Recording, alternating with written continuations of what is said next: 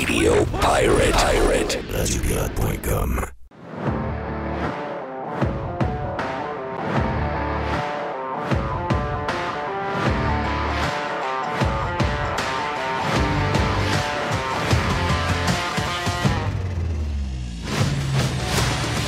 Je vais vous avouer que j'ai revu mon plan de match de A à Z. Mon plan de match avait été fait tôt ce matin pour savoir comment vous parler de toute l'histoire un peu folle qui arrive aux États-Unis avec l'histoire de Trump.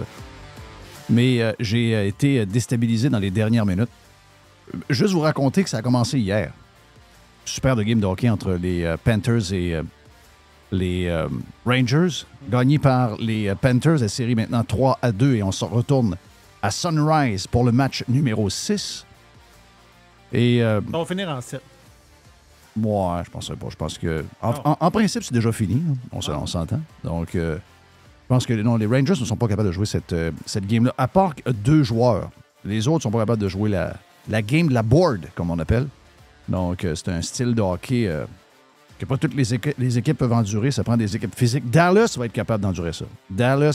Si Dallas passe à travers Edmonton, Dallas est capable de jouer cette game-là.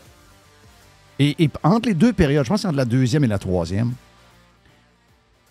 j'ai vu pour la première fois, et je sais que plusieurs comptes ont repris le vidéo ce matin, mais hier soir, j'ai vu probablement le créateur du vidéo lui-même qui a mis sur X le vidéo de... je dis ça, le créateur du vidéo. C'est pas le premier qui l'a vu, je veux dire.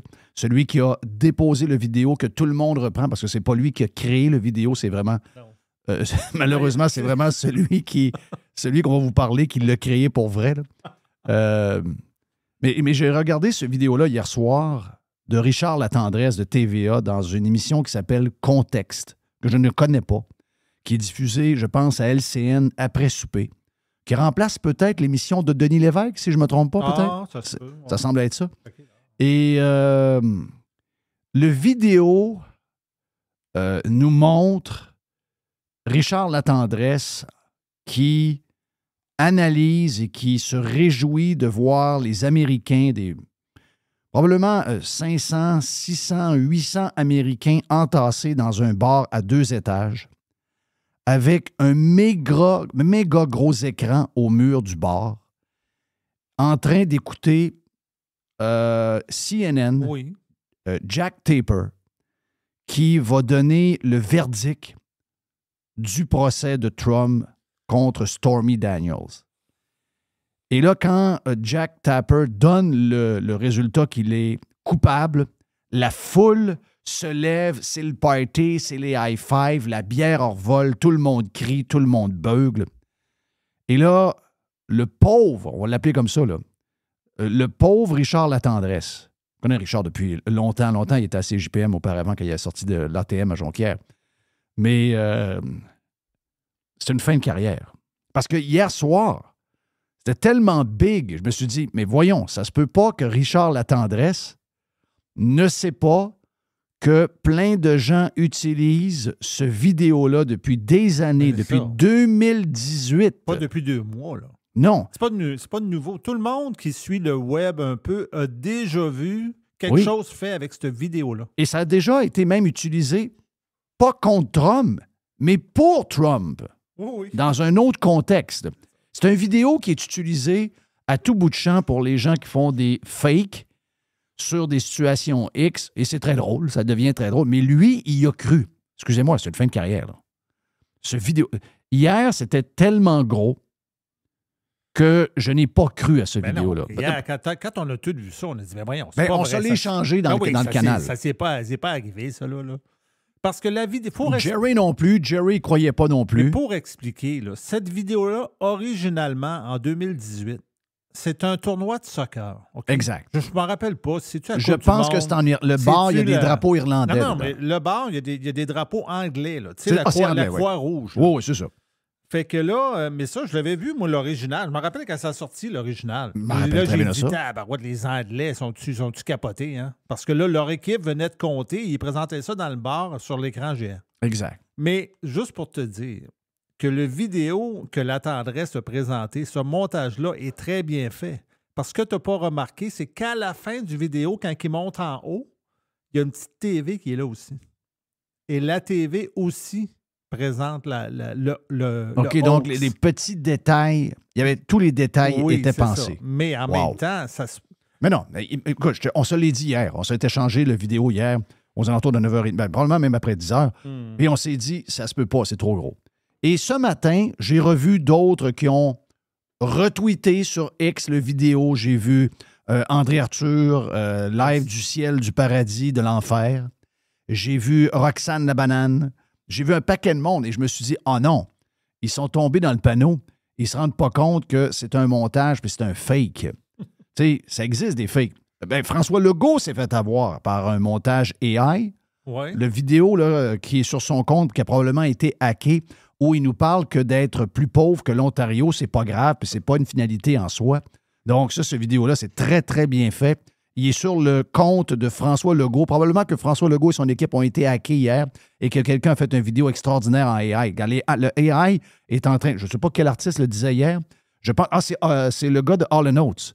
C'est John Oates qui disait que le AI va tout briser, la création de la musique. Donc, on le voit dans le vidéo. À moins que ce soit une vraie vidéo de François Legault, à moins qu'il ait vraiment dit ça pour vrai, je me suis encore fait avoir. Tabarouette, c'est dur de démêler le vrai du faux. Mais ce matin encore, je suis allé en voiture ce matin. Je suis allé porter mon auto pour un changement d'huile et très tôt. Puis je pensais à ça, je me disais, ouais, OK, comment je vais... On pense toujours un peu à l'avance comment on va vous parler du sujet du jour aujourd'hui. Puis je m'en allais carrément ailleurs. Et le vidéo, dans ma tête, c'était réglé. C'était quelque chose qui n'est pas arrivé. Là. Jusqu'au temps que André Arthur, dans le ciel, live de l'enfer du paradis, m'envoie le vrai vidéo de l'émission. Il dit, non. Il dit, check par toi-même. Va voir à la 17e minute 50 secondes après la pause. Il y a un genre de... C'est la pause. Les images qu'on voit, c'est vraiment l'émission en tant que telle. Donc, on a les pauses publicitaires, non pas de Google, mais vraiment de la télévision. Et ça finit par une pub de McDo. Et il commence direct avec ça. Et c'est arrivé pour vrai, Joël Vert. Richard Latendresse s'est fait avoir et ça a passé à heure de grande écoute sur le réseau de télévision qui vous offre à tout bout de champ des reportages sur comment il y a de la désinformation sur les réseaux sociaux. Là. Oui. Ce sont les juges et jurys de qu'est-ce qui est vrai et pas vrai qui se sont fait fourrer comme ça se peut pas. Excusez-moi. Pour Richard Latendresse, c'est pas sa première, mais ça, c'est sa plus grosse. C'est une fin de carrière. Et j'ai essayé de vérifier, c'est toujours dans le site de Cube Radio, Ah oui, Cube quelque chose. On est allé voir l'original. Oui, c'est encore là. Ils vont l'enlever pour un moment donné, c'est sûr. Mais, donc, si vous voulez le downloader ou l'uploader pour l'avoir pour l'éternité. Le pire, c'est qu'il n'est pas tout seul.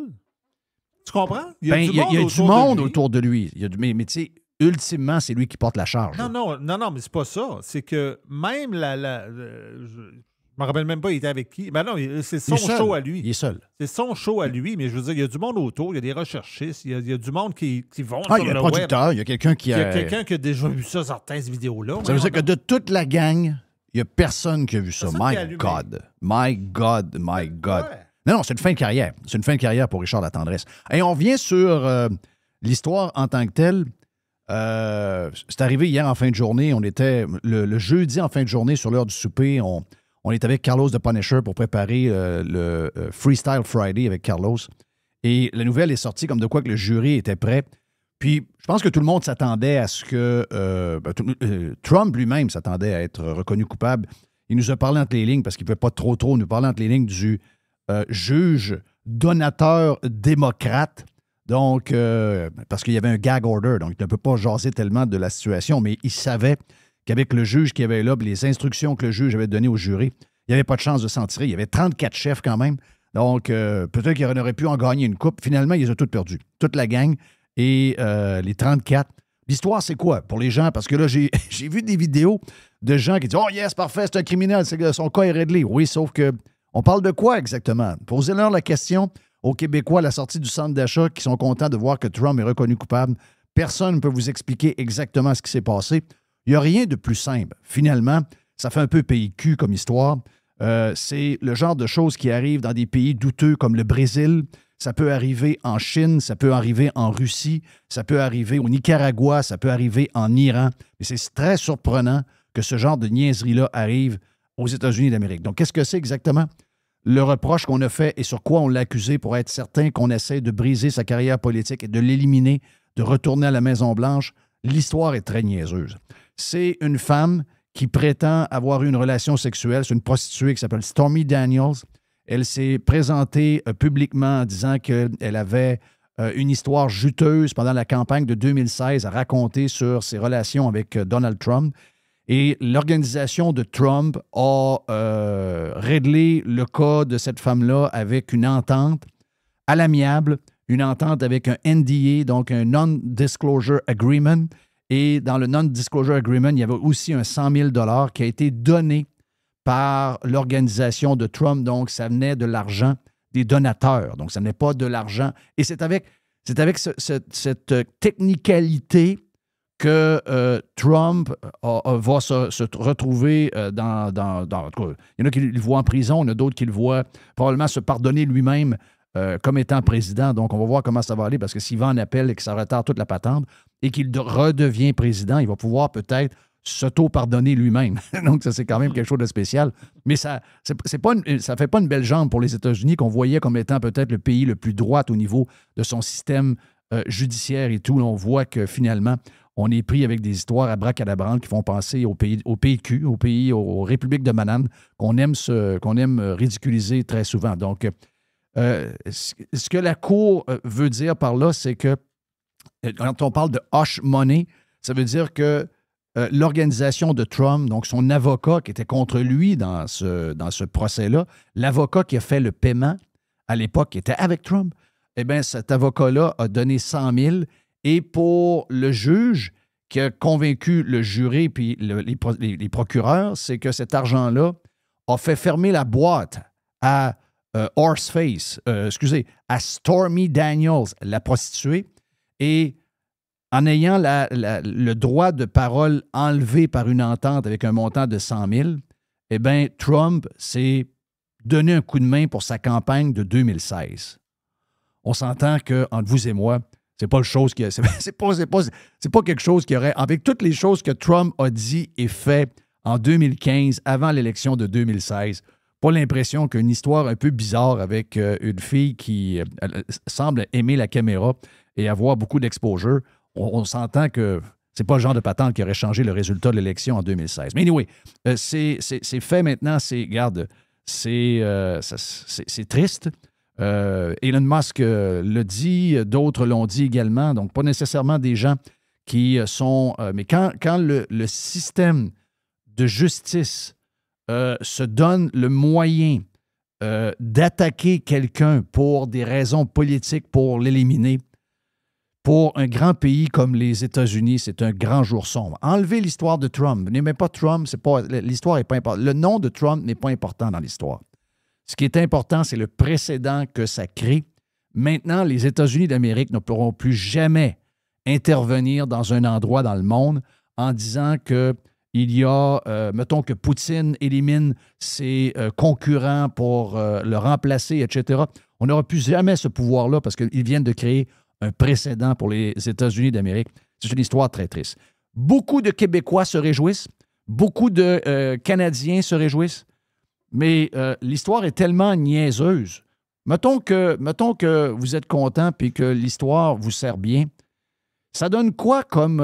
qu'est-ce que ça fait pour les politiciens de chez nous de savoir qu'avec une histoire aussi banale, un montant payé pour finalement fermer la boîte de quelqu'un qu'on ne sait pas trop c'est qui, puis qu'on lui fait signer un NDA en pleine campagne électorale, que ça donne probablement une possibilité d'emprisonnement pour un homme politique. Qu'est-ce que ça veut dire pour les politiciens québécois? Qu'est-ce que ça veut dire pour les politiciens municipaux? Qu'est-ce que ça veut dire pour le premier ministre et les autres politiciens?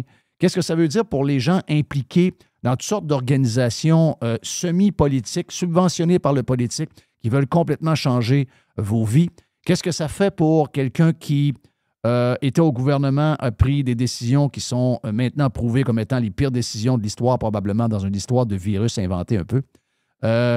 et qui a créé des morts, comme genre 6700 morts. Qu'est-ce que ça fait? Qu'est-ce que ça amène? Donc, si on se réjouit que quelqu'un peut être emprisonné pour 4 ans pour avoir donné 100 000 $ à une prostituée pour acheter son silence, qu'est-ce que ça fait pour un politicien qui est impliqué dans une gestion où il est responsable d'avoir fait fuir les employés de différentes bâtisses, de différents CHSLD, où les gens ont fui en ayant peur d'attraper un virus, qu'ils ont quitté leur emploi, qu'ils ont abandonné des gens dans le besoin, qui avaient besoin de manger, de boire et d'être médicamentés. Qu'est-ce que ça fait pour ces politiciens-là? Qu'est-ce que ça fait pour les politiciens qui prennent votre argent sans vous le demander et qui investissent des milliards dans des compagnies qui font des faillites alors qu'eux n'ont mis aucun de leurs dollars dans ce même projet? Qu'est-ce que ça fait pour tous ces gens-là? Eh bien, si vous ouvrez une boîte de Pandore avec ce dossier-là, si vous trouvez que c'est une bonne raison, je peux vous dire une affaire, c'est qu'il n'y a pas un politicien au Québec et probablement qu'il y a une grosse... En tout cas, le fédéral, on peut en trouver pas mal dans ce gouvernement-là, qu'on risquerait d'amener devant un juge et un jury pour toutes les raisons du monde. Des gens qui sont en train de créer, des gens qui sont en train de carrément démolir la classe moyenne, qui sont en train d'appauvrir des millions et des millions de Canadiens et de Québécois par des décisions aussi dangereuses que qu'est-ce qu'ils ont fait pendant la COVID, comme imprimer de l'argent à volonté qui a créé cette inflation-là. Qu'est-ce que ça dit également sur l'administration Plante, qui voit les gens qui ont de la misère à se loger, plus grand nombre de sans-abri comme on n'a jamais vu dans l'histoire de Montréal, des gens qui couchent dans leur voiture, il y a des reportages à tout bout de champ dans les médias sur ce qu'on voit. Donc, crise de logement majeure. Les gens ne mangent pas ce qu'ils veulent manger, ils mangent ce qu'ils peuvent manger. Et malgré tout, on augmente les taxes de 150 % pour sauver des hauts salariés du secteur du transport en commun dans la région de Montréal. Est-ce que ça, c'est pire que donner un 100 000 à une prostituée qui a le goût de faire un spectacle pendant une campagne électorale? Si vous trouvez ça grave, vous avez le droit. Mais est-ce que le reste n'est pas plus grave? D'après moi, j'ai un point pas pire. Donc, c'est à double tranchant. Sincèrement, c'est à double tranchant. On sait qu'aux États-Unis, faut que tu marches plus droite que droite, qu'il y a des gens qui peuvent se ramasser en prison pour des raisons. Martha Stewart s'est ramassée en prison pour avoir eu de l'information privilégiée pour une vente d'actions ou des achats d'actions. Et c'était une méga star. Donc, on sait que le système judiciaire américain, en général, est plus punitif que le nôtre. Mais si on se réjouit de ça, je vous le dis, là, c'est une boîte de Pandore qu'on ouvre. Il y a des dizaines et des dizaines de ministres influents qui ont des responsabilités très grandes, qui, dans un contexte québécois du no-fault, s'en tirent. Ils n'ont aucune raison de s'inquiéter, ils n'ont aucune raison de perdre leur REER, ils n'ont aucune raison de perdre leur maison et encore moins de finir en prison. Mais si vous réjouissez de ça, ça veut dire que vous êtes maintenant pour ça. Et à partir de maintenant, vous devez avoir le même état d'esprit quand vous regardez la politique canadienne, la politique québécoise et la politique de votre ville. Si vous pensez que c'est 4 ans de prison pour acheter une prostituée qui veut faire un spectacle et signer un NDA, vous en allez sur un terrain glissant et je n'ai pas l'impression qu'il y a beaucoup de monde qui vont gagner. Vous allez avoir un shit show, pas à peu près. Mon nom est Jeff Fillion. Qu'est-ce qu'on a aujourd'hui, Mr. White?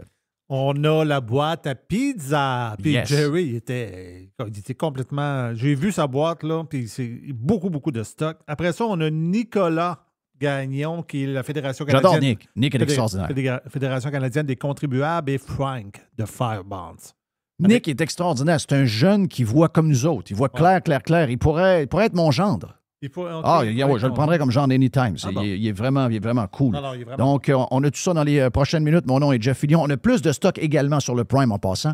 On a Carlos de Punisher qui se prépare pour le Freestyle Friday.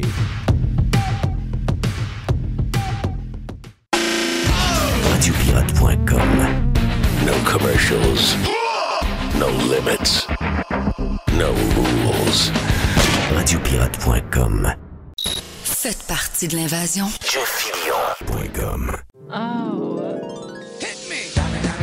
Il y a une petite boîte. Il y a une petite boîte à pizza. Il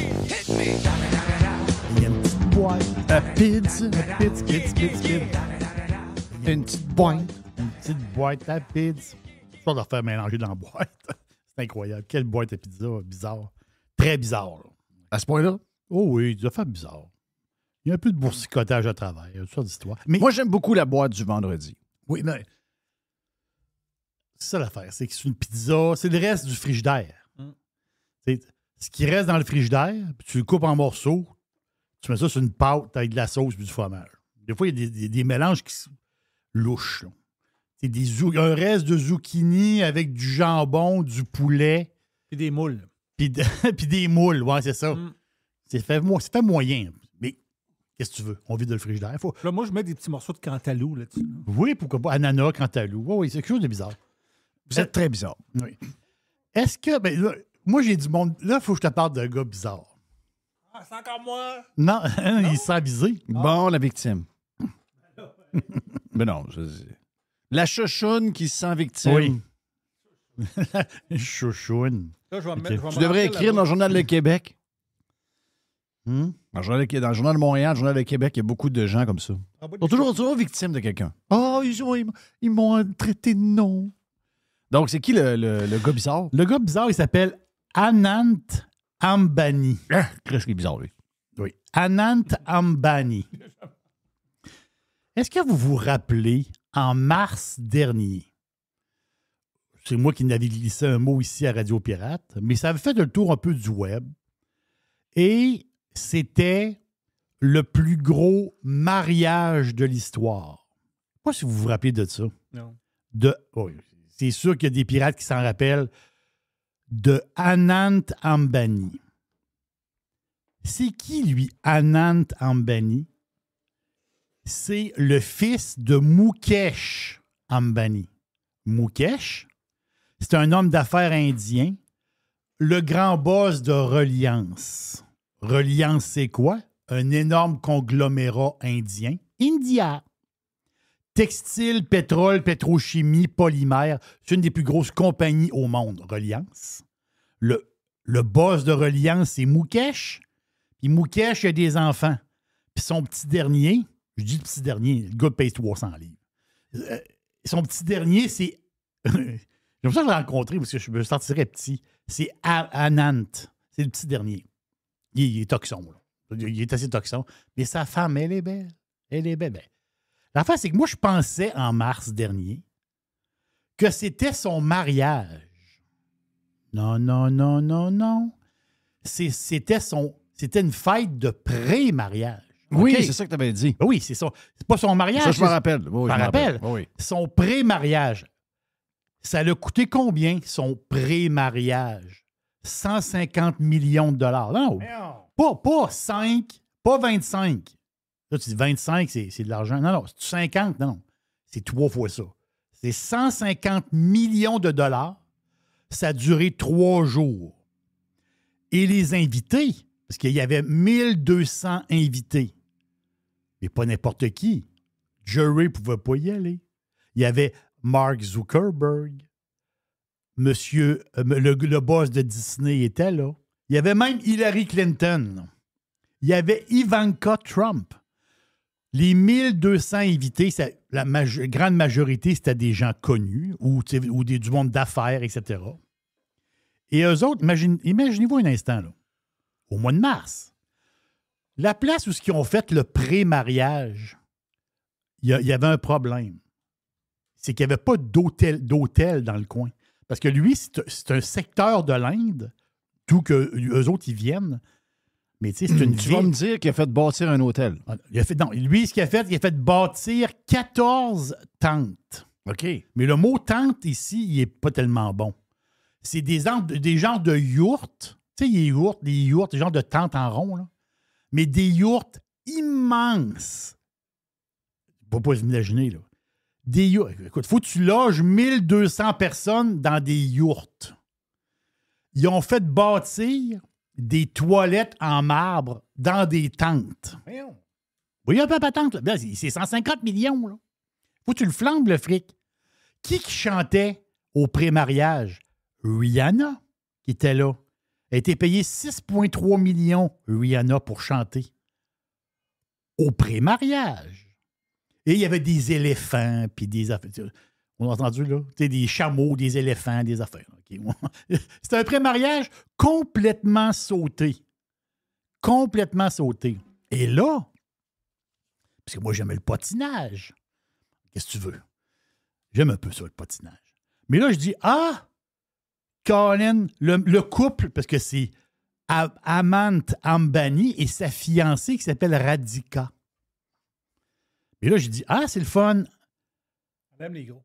Oui, elle aime les gros. Le gars paye 300 livres. Elle a dit, c'est pas grave. C'est le fils de Mukesh. On s'entend-tu? Mukesh, il vaut pas mal d'argent. Je pense qu'il est-tu dans le top 10 des plus riches au monde, Mukesh? Mais l'affaire, c'est que là, je viens de voir, j'ai dit, ils s'en vont en croisière. J'ai dit, enfin. Là, j'ai dit, moi, je me suis dit, ils se sont mariés, puis ils s'en vont en croisière. Non. Ça, c'est, en ce moment, c'est la suite du pré-mariage qui continue. Un peu, là. Une minute, là. La suite du pré-mariage, c'est une croisière. Ils sont partis hier de Palerme. Palerme, en Sicile. Bateau de croisière dans la Méditerranée. Ils ont embarqué sur le bateau 800 invités. Pas les mêmes, ils ont des nouveaux. On est toujours en pré-mariage ici, là. Et là, 800 invités sur le bateau. Il y a 600 membres d'équipage pour 800 personnes. Et là, ils vont faire escale à Rome, à Portofino. Il va sûrement manger des pâtes, le gars. À Cannes. Et qui est sur le bateau pour chanter? Katy Perry. Katy Perry, elle va chanter... elle va faire la danse des requins sur le bateau, là. On s'entend-tu, là?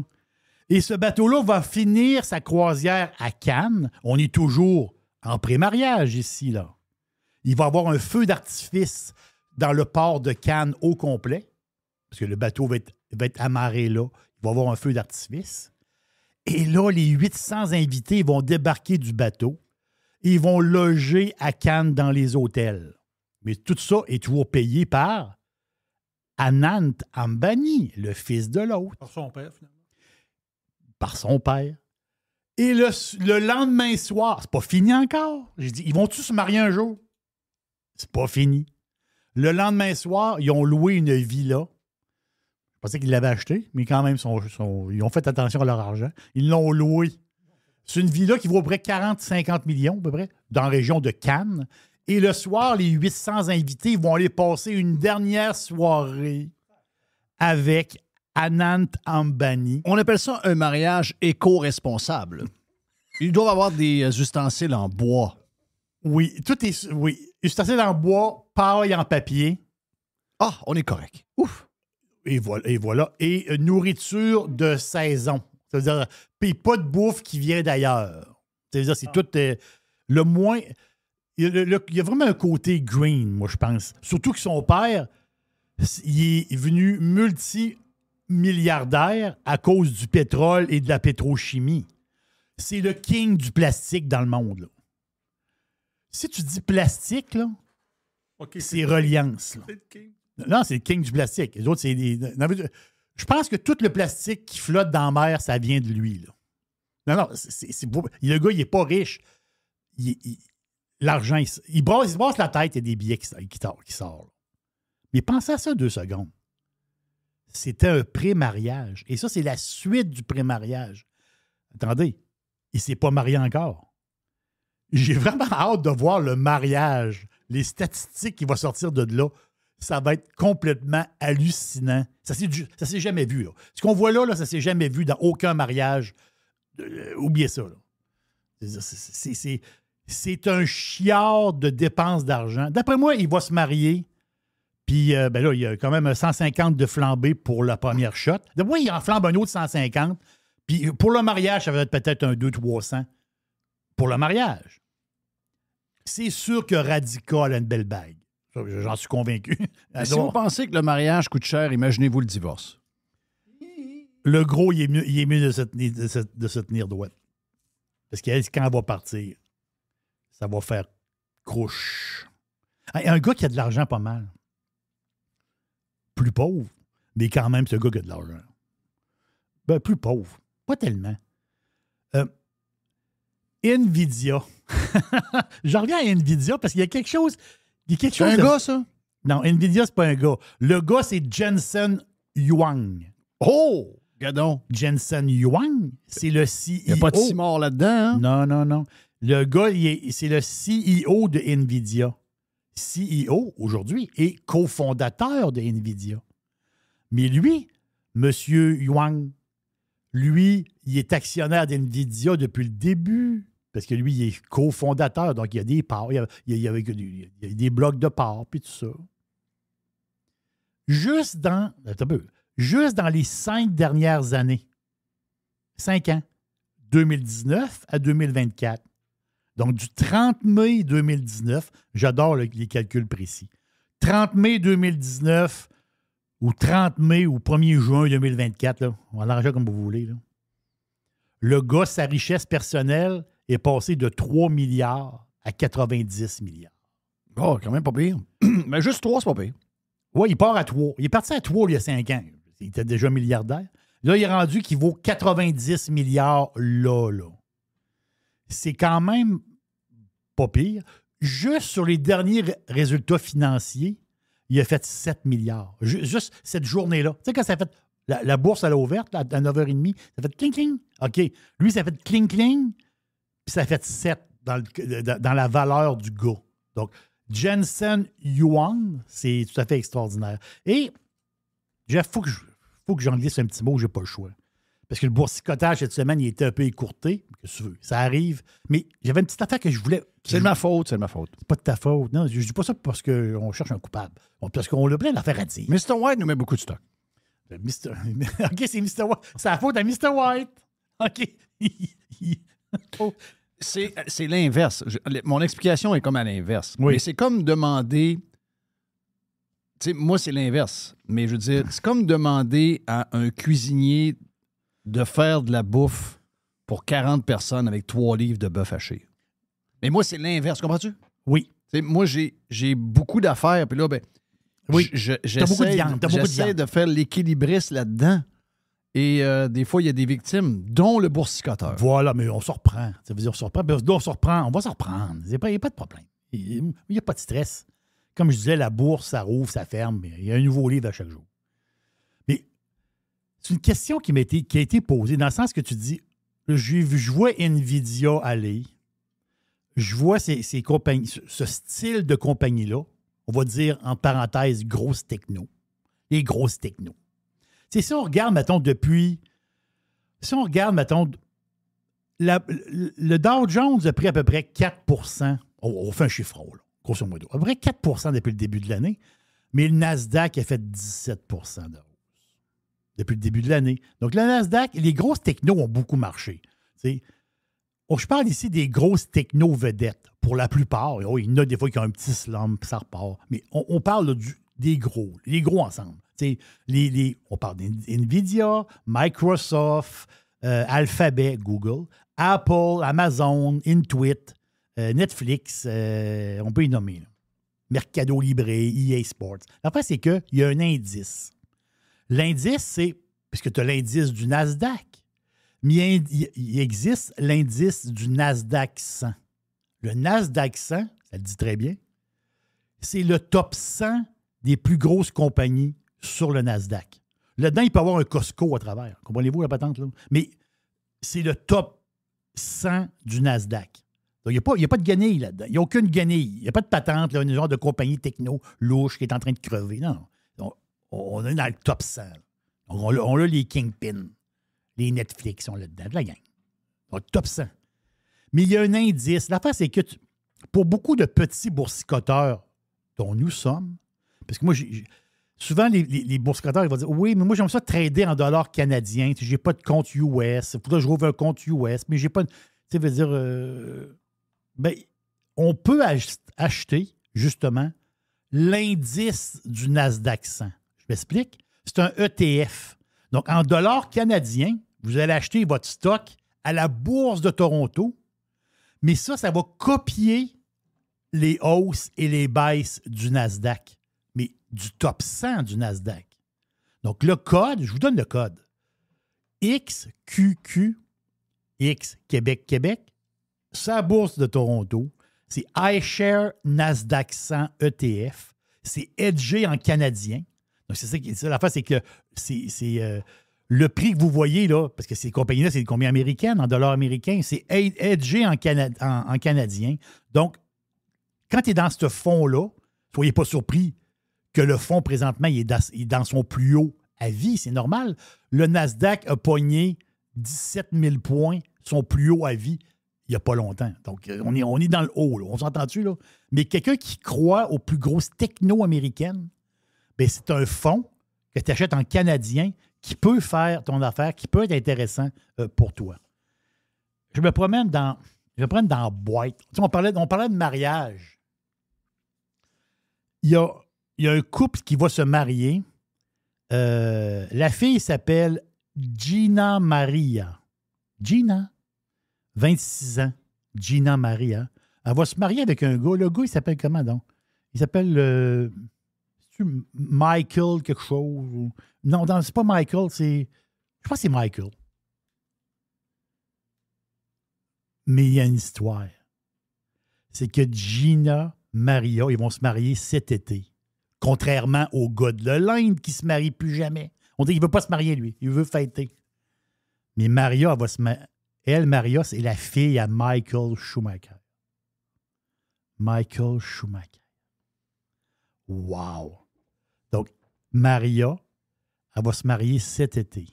Et là, les rumeurs sont parties. Comme, avez-vous vu Michael Schumacher depuis qu'il s'est pété le coco? Non. En décembre 2013? Non. Personne ne l'a vu. Personne ne l'a vu. Il y a des amis il y a de la famille, il y a les médecins, puis il y a les amis de la famille. Ils sont combien à avoir accès à Michael Schumacher depuis qu'il s'est pété le coco? En dehors de la famille et en dehors des médecins. Selon un journal italien, il y a 5 personnes qui l'ont vu. 5. Une des personnes, Flavo Briatore, l'ancien boss de Ferrari, je pense, de son époque à lui. Une de ses anciennes femmes. En tout cas, vous voyez un peu la patente, là? C'est ceux qui voient Michael, puis Michael est encore en vie. Bon, on pense que oui, là. On pourrait dire, mais il est en vie. Il paraît qu'il ne parle pas. Ça, c'est des rumeurs. Il ne parle pas, mais autrement dit, il fait comme des signes avec ses yeux.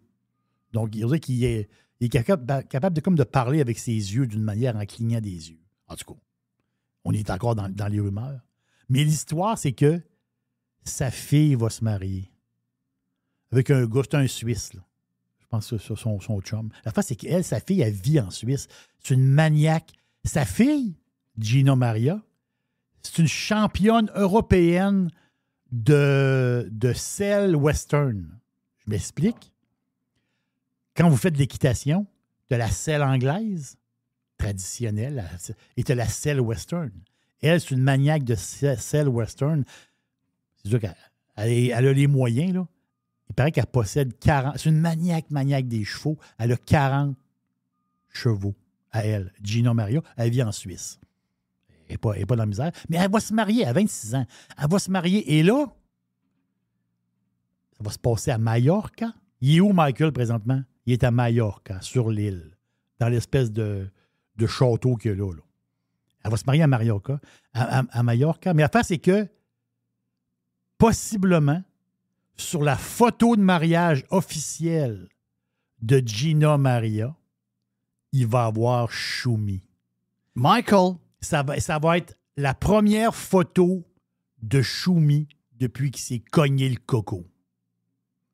Je ne dis pas qu'il va avoir une vidéo, mais la rumeur court que Schumi va être sur la photo. C'est Gina Maria qui veut que son père soit avec. Photo officielle et ensuite travail de l'intelligence artificielle pour trimer la patente. Non, on a affaire à un gars qui est capable de manger une soupe, là. Non, exactement. Mais elle veut avoir son père, sa photo. Ben oui. C'est ce qu'on l'a compris, c'est normal. Mais la face, c'est qu'il n'y a aucune photo de lui depuis qu'il s'est blessé. C'est ça la patente. Wow. Thank you, man. J'ai une dernière petite affaire. OK, vas-y. Une dernière. Ah. Il y a une série. Je vous pose la question, j'ai besoin de votre aide.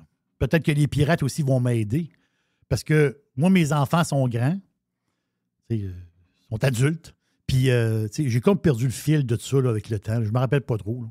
Mais dans la famille, chez nous, c'est ma blonde qui s'occupait des... Tu sais, à l'époque, là, tu recevais des allocations familiales, là, d'affaires. Fait que moi, je m'occupais pas de ça. Là. C'est ma blonde qui s'occupait des allocations. Elle ramassait le chèque, là, autrement dit. On allait acheter des couches, puis on s'entend-tu? Mais je me rappelle pas des montants. Écoute, ça fait longtemps, mes enfants sont grands. Il y a une émission à la télé québécoise. Je ne l'ai jamais écouté, l'émission. Mais une émission de télé-réalité qui s'appelle La Famille Groux. La Famille Groux.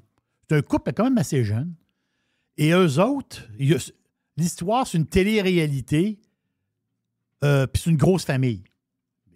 Là, je m'embarque dans quelque chose. Je ne l'ai jamais écouté. Mais il y a une affaire qui est spéciale, pareil.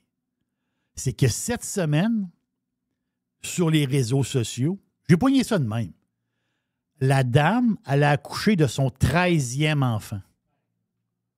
13e, 13. Tu sais, quand tu arrives, mettons, à 8, 9, 10, 11, 12, 13. Je sais pas où est-ce qu'ils veulent aller. C'est leur vie, mais quand même assez spectaculaire, il faut le dire. Là. C'est pas que les familles de 13, là, on s'entend dessus. C'est quand même incroyable. Mais il y a une affaire qui m'intrigue. Je suis peut-être dans le champ. Ils reçoivent combien d'allocations familiales par année, eux? OK. Je suis allé voir vite. Je peux me tromper, là. Je ne sais pas comment ça marche. Je ne m'en occupais pas des allocations familiales. Mais j'ai fait un petit calcul vite de même. C'est quand tu as des enfants de 0 à 6 ans, puis quand tu as des enfants de 6 ans à 17 ans, c'est pas le même montant. Tu as un genre de 7 400 $ par année pour le petit, puis 6 200 $ par année pour les plus grands. Mais ça, c'est au fédéral. Au provincial, ils donnent un genre de 2 900 $. Mais j'ai fait le calcul, 13 enfants. J'ai fait un calcul vite, là. Vite calcul. 7 400 $, des petits. J'ai regardé l'âge des enfants, grosso modo. Ben, ils reçoivent du fédéral 85 000 par année, puis 38 000 du provincial. Ça fait 123 000 par année de pension alimentaire. Hein? Ben oui. Si tu as 13 enfants, OK. tu reçois 7 400 $. Au fédéral. Je pense qu'il y avait une limite. Ben non, c'est par enfant, par année. OK, belle business. Mais je peux me tromper. Il y a des pirates qui vont me reprendre. Ils vont dire non, après 6 enfants, ils ne payent plus. Il y a un règlement. Je l'ignore. Mais si je fais un calcul vite comme ça, ils reçoivent quand même 123 000 $ par année de pension alimentaire pour les 13 enfants. C'est imposable, ça? Non. OK? Non, juste avoir de même. Mais quand même, c'est... Très belle business. C'est assez spectaculaire comme fricot. Il rentre quand même 123 000 $ dans... C'est sûr que, ça veut dire, ça coûte cher les enfants de s'en occuper, puis la fille est à la maison. Je comprends tout ça, là. Je comprends ça, là. Mais c'est quand même... Puis je me pose la question, rendu au 13e, tabarouette, les allocations familiales, c'est combien? Bien, calcul vite de Jerry, c'est 123 000 par année. Thank you pour la boîte, mon ami Jerry. On a pour finir la recette Fire Barnes dans les prochaines minutes avec Frank. Hit me! Il y a une petite boîte. Il y a une petite boîte. Hit me! Il y a une petite boîte. Fresh. New Revolution. Radiopirate.com. Nicolas Gagnon de la Fédération canadienne des contribuables à contribuable.ca. Il me semble que vous avez plus depuis que tu es là, il me semble que vous avez plus de... On vous voit plus, on vous sent plus. Donc, tu fais une belle job, Nicolas. Entre autres, sur X, si vous voulez suivre Nick, il est là. Regarde, commençons par ça. Je sais que tu as d'autres sujets, mais Allons-y avec parce que c'était pas le premier, mais c'est vu que c'est un sujet qui est sorti hier dans la journée de jeudi.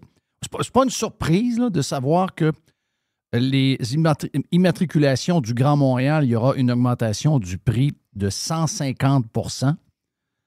Mais moi,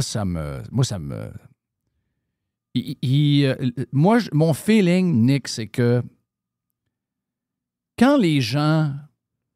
C'est une période de prospérité. On n'aime jamais payer des taxes de plus parce qu'on sait qu'on n'en a pas en retour. Mais là, on parle de gens... Écoute, je parle avec du monde dans le milieu de la business.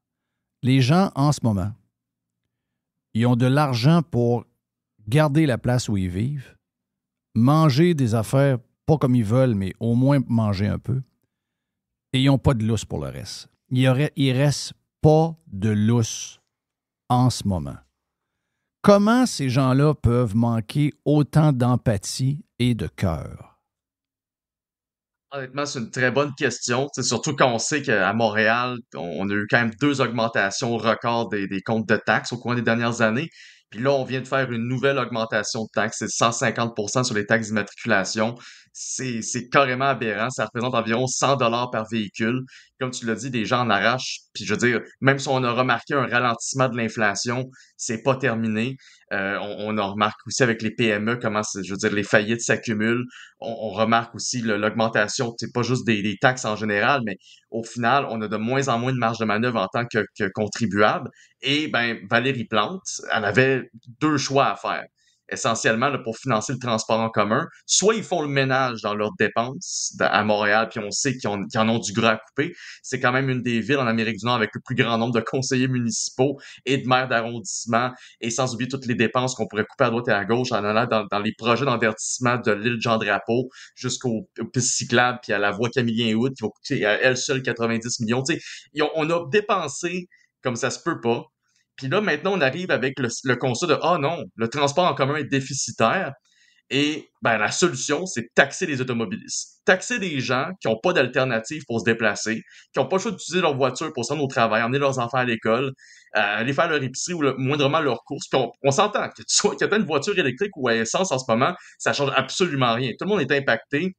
À partir de janvier, c'est 100 pièces de plus que les gens vont devoir payer. Tout ça parce que Valérie Plante, comme la plupart des autres mairesses et maires du Québec, a pas le courage, littéralement, de faire le ménage dans les dépenses, puis de s'assurer de pas refiler constamment aux contribuables le poids de ces mauvaises décisions économiques. Fait que on est malheureusement devant ça aujourd'hui. Mais là, on passe de 59 pièces à 150 pièces pour un char. Oui. Mais quand tu as 2 chars, dès la famille, on a 2 chars. Parce qu'un travaille à l'est, l'autre travaille à l'ouest. Là. On a 2 chars. Donc, dans la famille, il y a 300 pièces. La question que je vous pose, 300 pièces net, ça, c'est de l'argent net, là. Comment il faut que tu en gagnes brut pour avoir 300? 450? Bon. Donc, Environ. il y a 450 pièces d'ouvrage pour juste payer ça, là. Non, c'est dégueulasse. Comprends-tu mon point? C'est dégueulasse. Tu sais, dans ton année, là, il y a 450 pièces d'ouvrage. Tu dis, OK, moi, je gagne 30 pièces de l'heure. L'autre gagne... Okay. On s'en fout, là. Mais il y a 450 pièces d'ouvrage là-dedans pour juste payer ça. Oui. Ah, c'est de la folie. C'est de la folie. Ça s'ajoute, tu sais, comme j'ai dit, les 2 comptes d'augmentation, dont les comptes de taxes qui ont augmenté en 2021, 2022 puis 2023. Je dis, ça coûte 200 pièces également par ménage. Là, tu rajoutes un 300 pièces clair, ne serait-ce que pour une famille qui a 2 véhicules. Tu es rendu à pas loin de entre 700 et 1000 $ de plus en augmentation de taxes pendant 2 ans pour l'ensemble des Montréalais. Et il n'y a rien qui est fait de la part d'aucune autre administration, même de la part de l'administration Plante, pour faire le ménage, comme je disais, de juste faire une révision de tous les programmes de dépenses des dernières années. Puis on oublie une chose aussi, c'est que tout ça, ce qui a lieu en ce moment avec les immatriculations, c'est une boîte de Pandore qui a été ouverte par le gouvernement de la CAQ en hiver dernier avec le projet de loi 39, qui donne le pouvoir aux municipalités justement d'aller chercher des revenus via les taxes sur les immatriculations. Il y avait rien qu'à dire non. Il y avait juste à pas permettre ça, ces salauds-là. Mais c'est ça le truc, c'est qu'ils se sont fait élire en 2018 puis en 2022 en disant non, on va pas augmenter le fardeau des contribuables, on va même faire des baisses d'impôts, puis au final, ils ont donné le pouvoir aux villes comme l'a dit Éric Duhem hier, là, il y a des villes qui sont en bonne partie contrôlées par des gens qui n'ont pas vraiment intérêt à couper dans les dépenses, où ils se voient plutôt lancer davantage de projets structurants et autres. Et là, la CAQ a donné la clé à la boîte de Pandore à ces gens-là qui peuvent littéralement décider des augmentations de taxes après augmentation de taxes, sous le couvert de on doit financer le transport en commun parce que c'est important, même s'il y a de moins en moins d'achalandage. Donc, Wow. ça fait ni queue ni tête. Mais la beauté de voir sur TikTok ou dans les Reels les différentes réunions d'arrondissement à Montréal, les gens qui filment ça, c'est extraordinaire. Et on peut voir, malheureusement pour beaucoup de femmes ont des qualités, là, mais actuellement, la politique québécoise, surtout municipale, semble être l'affaire des femmes. Et les femmes, je n'ai rien contre ça, c'est juste que là, les femmes qu'on a, ce ne sont pas des femmes qui ressemblent à ma femme, ni des femmes qui ressemblent à la femme à Jerry ou à d'autres femmes qui nous écoutent en ce moment. Ce sont carrément des jeunes collégiales green. Oui, Et quand on les écoute, on a l'impression qu'on fait affaire avec une des Bronfman qui a été endormie par un gourou dans une secte. Oui. Ils sont carrément dans une secte. L'histoire des voitures, c'est carrément juste réglé à l'entour de l'histoire des GES. Donc, ce qu'ils veulent, le nouveau quartier de Blue Bonnet, il n'y aura pas de stationnement là. 20 000 portes, pas de stationnement. Là, on voit, c'est une attaque à la voiture. Dans leur tête, Montréal, il n'y aura plus de chars. Puis Marchand à Québec, c'est la même chose. Marchand, c'est pareil, là. Puis je vais revenir avec Marchand tantôt parce que j'imagine que tu as entendu son vidéo. Je veux qu'on reparle de ça. Mais tu sais, aux autres, ils ne pensent pas au mal financier qu'ils font aux familles. Ils n'ont qu'un objectif. C'est leur faire mal jusqu'au point qu'ils délaissent la voiture. Ce n'est que ça. Et ils pensent qu'ils vont le faire. C'est ça la vraie raison derrière ça. La vraie volonté, c'est elle. Absolument. Puis je pense que le plus gros problème de nos élus municipaux, puis c'est aussi vrai pour les grandes villes que les plus petites municipalités, c'est que les élus ils se sentent, comment dire, porteurs d'une mission, littéralement, d'une genre de mission vertueuse, où ils se disent, je vais sauver les contribuables d'eux-mêmes en leur retirant leur voiture, en les aidant à réduire leurs émissions, donc en les forçant à faire des choix, que ça l'aille à laisser pousser le gazon plus longtemps, ou en taxant les zones perméables, ou en taxant carrément les immatriculations, parce qu'on dit que c'est, de toute manière, pourquoi tu prendrais ta voiture quand on va investir dans le transport en commun à la place? T'sais, donc, c'est vraiment, comme tu l'as mentionné, on est vraiment rendu avec des élus qui sont non seulement déconnectés, mais ils sont même à un niveau d'illumination où est-ce qu'on se dit, ben, on va sauver les contribuables. C'est nous qui allons qui allons faire les gestes et qui allons les forcer à faire des changements dans leur vie de tous les jours. L'histoire du fameux quartier dans le coin de l'Hippodrome à Montréal, je pense que c'est un très bon exemple. Mais c'est aussi de se dire, donc, la mission première d'un élu municipal, là, on peut s'entendre là, sur 3-4 affaires bien rapidement. Tu dois t'occuper de la voirie, tu dois t'occuper des déchets, tu dois t'occuper de la sécurité, puis tu dois écoute, je pense que j'ai quasiment fait le tour déjà des plus importantes vocations à laquelle devrait se dévouer un élu municipal, mais là, on est rentré dans un combat, effectivement, climatique, t'sais. Et donc, encore une fois, même si nous, en tant que fédération, on amène le point sur la table que ça fait pas de bon sens d'augmenter le poids fiscal sur le dos des contribuables dans l'état actuel des choses, la réponse qu'ils vont toujours nous donner, c'est ben, il y a une crise climatique, on n'a pas le choix. Ça va aller au-delà de la question du transport en commun, ça va aller au-delà de la question des finances publiques. On nous amène constamment dans ce débat qui est complètement décousu, puis on essaie de faire porter le blâme aux contribuables québécois au moindre détour, puis malheureusement, on en voit encore une démonstration aujourd'hui. Est-ce que tu as entendu la réponse vidéo du maire Marchand à Québec à un journaliste que je connais puis que j'aime beaucoup, mais qui était soit pas préparé ou qui n'a pas eu la rapidité d'esprit de répondre au maire. Mais là, le maire est comme vu par toute la gauche. Oh, bravo, ça fait des cœurs. Bravo, M. Marchand, quelle belle réponse. Et il a tellement raison. Il a zéro raison. Est-ce que tu l'as vu, le vidéo? Ça y est. J'ai vu l'extrait, je pense la moitié de l'extrait, où est-ce que c'est à propos du déneigement des pistes cyclables. C'est ça? Oui. Et lui, il compare le déneigement. Les pistes cyclables à Québec l'hiver, là, il n'y a personne ou presque sur les pistes cyclables. C'est pour quelques sautés dans la tête qui roulent en hiver en vélo. Si on fait un calcul, vite, j'ai vu les chiffres de André Arthur dans live du paradis dans le ciel de je ne sais pas trop quoi. Et lui, il dit, c'est 91 millions de dollars, vous prenez 6 de ça, ça donne à peu près 5 millions quelque chose. Et là, on veut rajouter 150 kilomètres de pistes cyclables. Déneigées. Mais qui seraient déneigées aussi. Qui seraient déneigées. Donc, c'est à peu près 25 000 $ du kilomètre à déneiger. Et là, ben, on s'entend que ça, c'est un luxe. OK? Ça, c'est comme un aréna. C'est comme on dit, mettons, ben, la ville décide de bâtir un terrain de golf municipal, c'est un luxe, puis ça va permettre aux citoyens de jouer un beau terrain pour 50 $ au lieu de payer 100 parce qu'ils ont payé une partie du terrain. C'est du luxe. Mais lui, il réussit à twister ça comme ces hosties de politiciens-là réussissent à faire, où il essaye de mélanger la rue à côté, déneigée par les taxes municipales et non pas par l'automobiliste. Parce que, tu viens de le dire, là, la rue, elle sert en premier d'une grande sécurité. Sécurité publique, ambulance, pompiers, police, médecin qui a à se rendre à l'hôpital rapidement pour une opération qui va lui permettre de sauver quelqu'un qui va avoir un accident ou autre.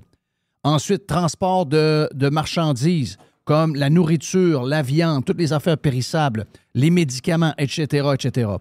Et on essaie de comparer ça que c'est la même affaire qu'une piste cyclable. La piste cyclable, c'est carrément de la folie. Et dans cette folie-là, on ne peut pas dire, c'est aussi, mais si on ne charge pas l'automobiliste pour le déneigement d'une rue qui sert aux pompiers, aux polices, aux ambulances, etc., etc., mais pourquoi on chargerait aux cyclistes? Mais ça n'a aucune... À part le fait qu'il y a de l'asphalte qui sont une à côté de l'autre, il n'y a aucun lien entre les deux. 0, 0, 0, 0, 0. Tu as un luxe d'une patente à gosse un peu folle et l'autre bord, c'est une place qui est essentielle pour l'économie, la sécurité, etc., etc. Il n'y a aucune comparaison entre les deux. Non, absolument. Puis surtout que, tu sais, comme tu l'as mentionné, quand on se déplace en vélo, généralement, t'es pas dans le sentiment d'urgence. Donc déjà, on devrait... puis t'es pas non plus en train de faire un transport de biens ou de marchandises qui aide un commerce quelconque. C'est ça. À part, bon, on a vu quelques petits exemples à Montréal, là, où est-ce que on essaie de faire valoriser là, le transport en bicyclette des marchandises. C'est vraiment pas la chose la plus efficace, mais bon, il n'en reste que...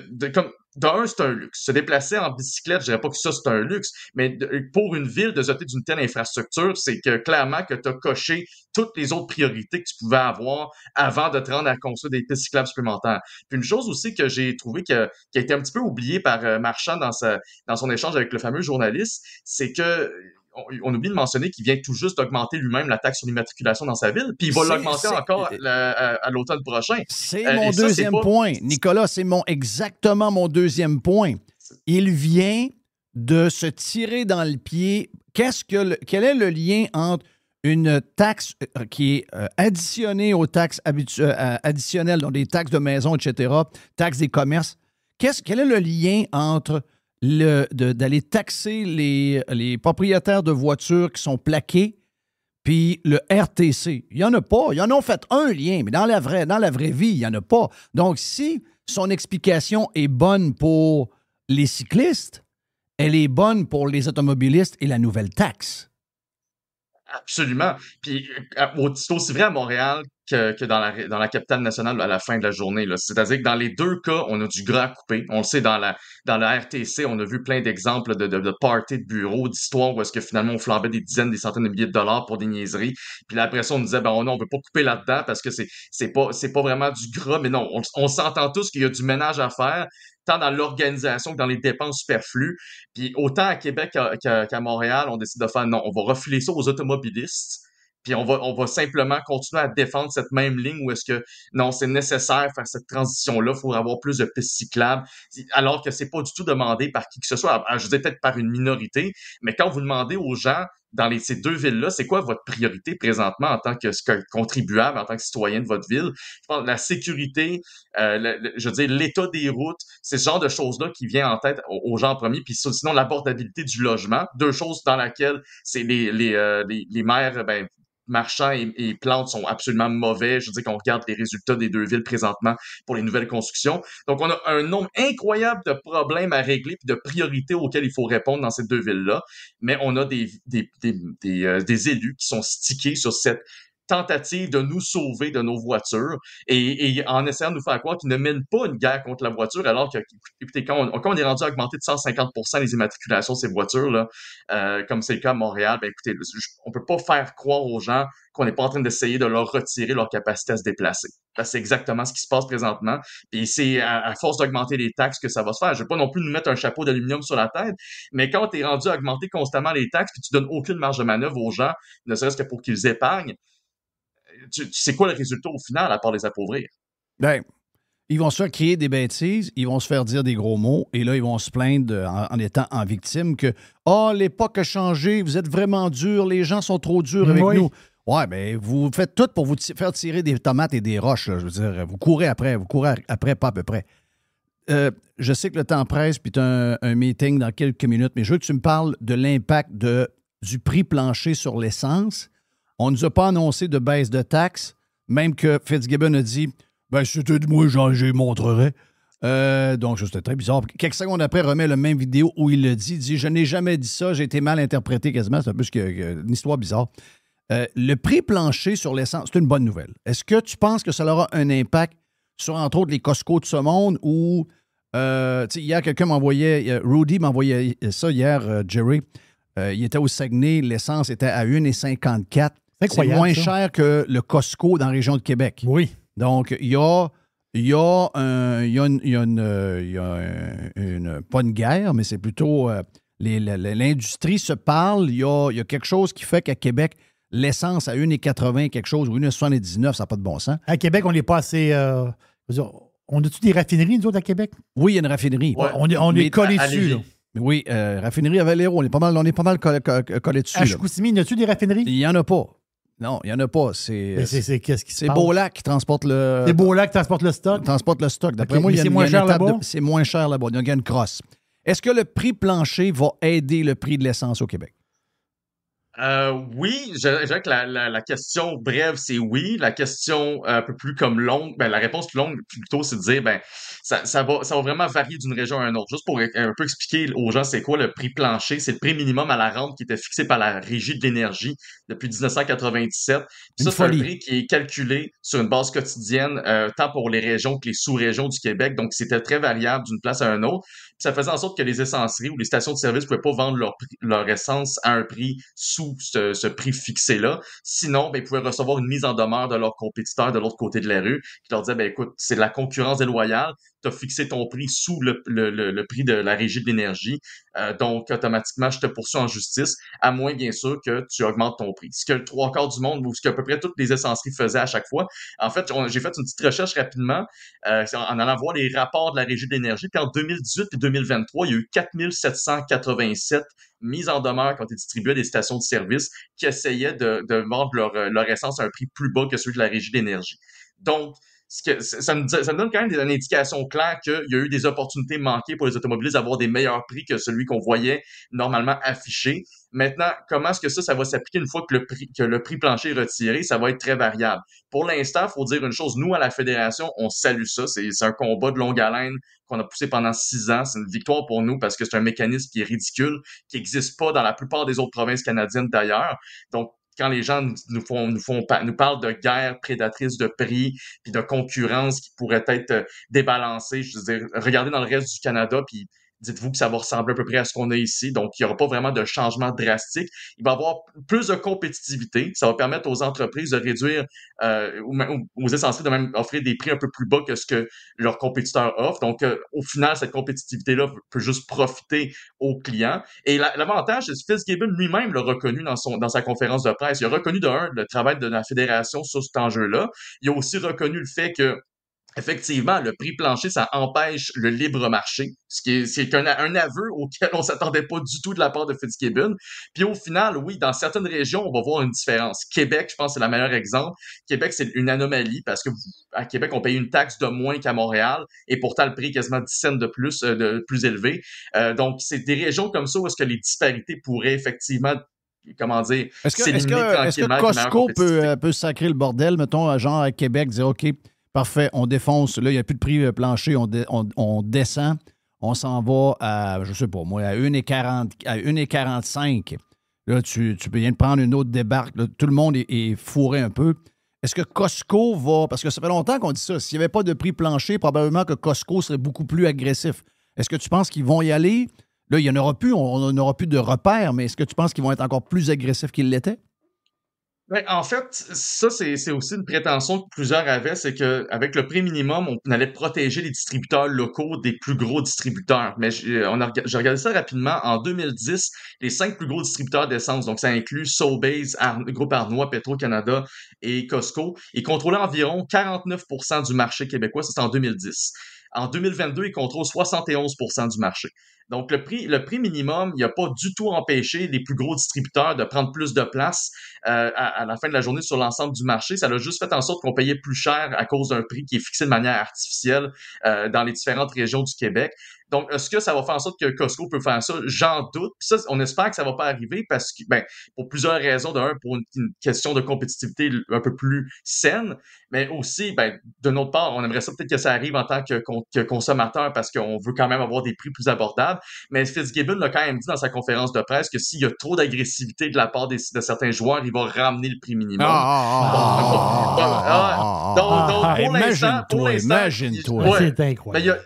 Pour l'instant, on a beaucoup de travail à faire. On doit s'assurer que le projet de loi passe à l'automne prochain. Donc ça, c'est vraiment notre prochain combat pour s'assurer de le finir en bonne On enlève le prix forme. plancher, mais commencez pas à descendre le prix trop pour que le monde fasse des économies. Là.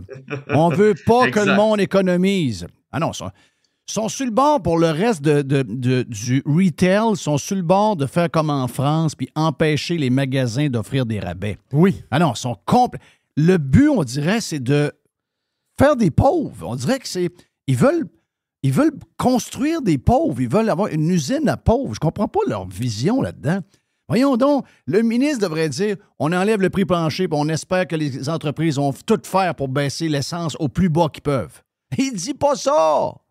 C'est incroyable. En même temps, si jamais ça arrive, le gouvernement du Québec va aller chercher moins de recettes sur les ventes de l'essence parce qu'on va aller chercher moins d'argent sur les taxes. Donc, d'où le fameux commentaire de Fitzgibbon qui voulait augmenter les taxes même s'il retirait le prix plancher. Mais bon, pour l'instant, on lui donne le bénéfice du doute, mais il reste du travail à faire pour s'assurer qu'il fasse bel et bien ce qu'il a dit. Va-t'en, Nick, t'as ta réunion, va-t'en. Nick Gagnon de la Fédération canadienne des contribuables, la contribuable avec un S.ca. Il est disponible sur X. On se reparle d'une couple de semaines, Nick. Avec grand plaisir. The Revolution. Radiopirate.com. Fresh 100%. 100% pirate. La recette pirate Fire Barnes du mois. Avec P.O. et Frank de Fire Barnes. Frank Ménard. Toi, t'es spécial. Toi, t'es spécial. Calif de Frank. Ici, il n'y a pas grand monde qui savent de quoi je vais parler. Frank, tu dois savoir déjà de quoi je veux te parler. Je pense que, ouais, je m'en doute de quoi tu veux me parler. Non, le monde va capoter. Là. Je vais pouvoir te donner la suite des choses, parce qu'il y a eu une suite des choses de ça. Frank, c'est un malade d'animaux, OK? Ça, on le sait. Tu nous en as parlé, puis P.O. nous en a parlé. Pas juste les toutous, là. N'importe quoi. Non, n'importe quoi. J'ai quand même un vibe spécial avec les chiens. Je comprends, mais t'es un animal lover à grandeur. Ouais. Overall, j'aime les animaux. Écoute, puis là, il y a Barney Jr. qui est là, qui n'est pas pareil comme l'autre, là, mais... non, c'est un peu cabochon. Il est plus cabochon que l'autre. Mais il est pas pire. Oui, il est pas pire. De mieux en mieux. Il s'améliore. Oui, exact. Bon. Okay. Là, à un moment donné, je vois une photo de Frank. Parce que Frank puis moi, on a un gros point en commun. On est partisans des Dolphins. Puis Frank, il y a souvent ses chums, il y a souvent Babu qui est à la maison, etc. Vous vivez dans l'espérance. Là. Dans l'espoir. C'est ça. Oui, mais on est fidèles. En Oui, passant, ça, c'est bien. le décor que tu as fait de la maison de ta mère, qui est décédée, Oui. l'intérieur que tu étais en train que je vois sur les photos, c'est complètement flyé. Ouais, c'est cool. Hein? Mais c'est très toi. Là. C'est très moi, c'est très années 90. Moi, j'étais un kid de ces années-là. Moi, les Jurassic Park de ce monde, les Ace Ventura, les Toy Story, tout ça. Donc, je vois que les murs sont de même. Là. Est-ce que c'est peinturé? Non, c'est un rap. OK, c'est un rap? Oui, c'est ça. J'ai un ami graphiste qui m'a vraiment fait le visuel. Ah, Tu wow. sais, Vraiment une coupe de beau. spots. J'ai un logo des Dolphins. Qu'est-ce que c'est vraiment plein d'affaires. Ça coûte cher de faire les ça Ninja par Turtles. un artiste de même? Lui, c'est un ami qui me l'a fait que ça n'a pas coûté cher. Ça a coûté juste le rap. Puis ça a coûté, je Mais pense, mettons, moi, j'en veux, là. C'est pas si pire. Puis c'est gros, là. C'est grand quand même, la superficie que ça couvre. Là. C'est très beau. C'est très beau. Là, je vois Frank qui est en train de nourrir des petites bebites grosses comme la moitié de sa main. Raconte l'histoire. Ben, en fait, c'est des petits bébés écureuils qui s'étaient nichés dans un vieux barbecue qui était le vieux barbecue à ma mère. Puis moi, je fais des travaux sur le terrain, tout ça. J'étais avec des amis. Fait que, on déplace le barbecue. Puis là, un de mes chums, il entend des bruits. Il dit « Caroline, Frank, il y a de quoi là-dedans? » Puis tout. J'ai comme « non. » Puis là, on va voir, tu sais. Puis il dit Crime, c'est des souris. Puis j'étais comme « ouais, dans le barbecue, à cette hauteur-là, ça m'étonnerait bien gros que ce soit des souris. » Fait que finalement, je vais voir, puis c'est des petits écureuils. Fait que. C'est dur à voir à l'œil que c'est des écureuils. Ils sont tellement petits. Ouais, il était bébé. Là. Il était très, très, très mini. Il n'avait pas les yeux ouverts encore. Il se déplaçait pas non plus. C'était vraiment très récent. Là. Fait que là, on n'a pas eu le choix finalement de les transférer. On a enlevé le barbecue. Puis je les ai mis dans une petite boîte avec un peu le même nid, si tu veux, que la mère avait fait là-dedans. Je les ai laissés au même endroit. Oui. Moi, je voulais pas partir avec. Juste vu la mère passer? Ben, moi, ce que je voulais, c'était la mère. Fait que j'ai appelé Émilie du Miller Zoo, que je connais bien. Puis elle m'a dit, écoute, tu as deux décisions. Tu peux les rentrer tout de suite ou tu peux les laisser là pour que la mère vienne les chercher puis laisser la nature travailler. Fait que moi, j'ai fait, OK, moi, j'aime mieux ça, le côté nature. J'aime mieux les laisser à leur maman. Je veux pas que la maman revienne puis qu'elle se rende compte que ses bébés sont plus là. Fait que je les laisse au même endroit, dans une petite boîte. Puis il était à peu près midi là, à ce moment-là. Puis il faisait quand même frais là, les soirées. Fait que finalement, je les laisse là. Puis là, ça me trottait quand même dans la tête, mais je voulais quand même que ce soit la maman qui s'en occupe parce que, bon, c'est pas mon rôle. Je suis pas une maman écureuil. J'ai d'autres qualités dans la vie, mais j'ai pas celle-là. Fait que là, on est retourné à 7 heures, puis j'étais avec un de mes chums, puis il dit « Ouais, m'étonne que t'es laissé dehors, enfin, on dirait que ça m'étonne de toi. » J'étais comme « Ouais, mais crime, moi, je voulais... » En tout cas, finalement, on va là vers 7h, 7h30, il commence à faire froid. La maman n'est pas revenue, les bébés sont tout froids. Habituellement, la maman revient. Elle serait revenue, puis là, il s'en allait vers le noir, puis c'était des nuits qui étaient froides, puis là, ils étaient comme séparés de leur mère, fait que il n'aurait pas survécu. Si à 7h30, la décision que je prenais, c'était de les laisser là, c'est fini dans la nuit, c'est fini. Le lendemain matin, j'aurais juste dû en disposer, puis il serait décédé. Fait que finalement, j'ai rentré en dedans. Puis là, justement, je me demande des conseils, qu'est-ce que je fais? Fait que ce qu'il faut que tu fasses à cet âge-là, les autres, il y avait à peu près 3 à 4 semaines là, au maximum. Puis c'est de les nourrir aux 4 heures. Avec moi, j'ai pris du Poppy Milk Replacer, qui est comme c'est une poudre, en fait, que tu mélanges avec de l'eau puis qui va remplacer un petit peu. C'est pas la même chose, c'est pas le même lait d'une maman écureuil, mais ça leur donne ce qu'il faut. Ça va combler puis ça va donner ce que tu as besoin. Fait que finalement, je prends ça. Il faut tout le temps qu'ils soient chauds. Il faut tout le temps que leur nid, si tu veux, soit chaud. Fait que moi, j'avais rien avec moi. Fait que j'ai pris des bouteilles comme des bouteilles d'eau que je remplissais d'eau bouillante, que je mettais en dessous des doudous. Puis ça, il fallait que je fasse ça aux 3 heures ou à peu près. Il fallait que je les nourrisse aux 4 heures. Mais moi, quand tu t'embarques dans ce contrat-là, tu t'investis ou pas. Je veux dire, tu le fais ou tu le fais pas. Puis moi, j'ai dit, écoute, je vais le faire. T'sais. Fait que là, ça a donné que moi, je fasse plus du télétravail parce que je pouvais pas partir 8-9 heures. Je serais revenu, il serait décédé. J'avais un cadran la nuit, puis il était bébé écureuil. Fait que je me couchais, mettons, vers 10 heures, puis j'avais un cadran à 2. Fait que je me levais à 2 pour aller les nourrir, remettre la chaleur, tout ça. Fait que pour vrai, ça allait super bien pendant 10 jours ou à peu près là, que j'ai fait tout ça. Ils grossissaient, ils buvaient, tout ça. Puis les gars, en 24 heures, ça a viré de bord, bout pour bout. Je les ai nourris, mettons, un soir à 10 heures.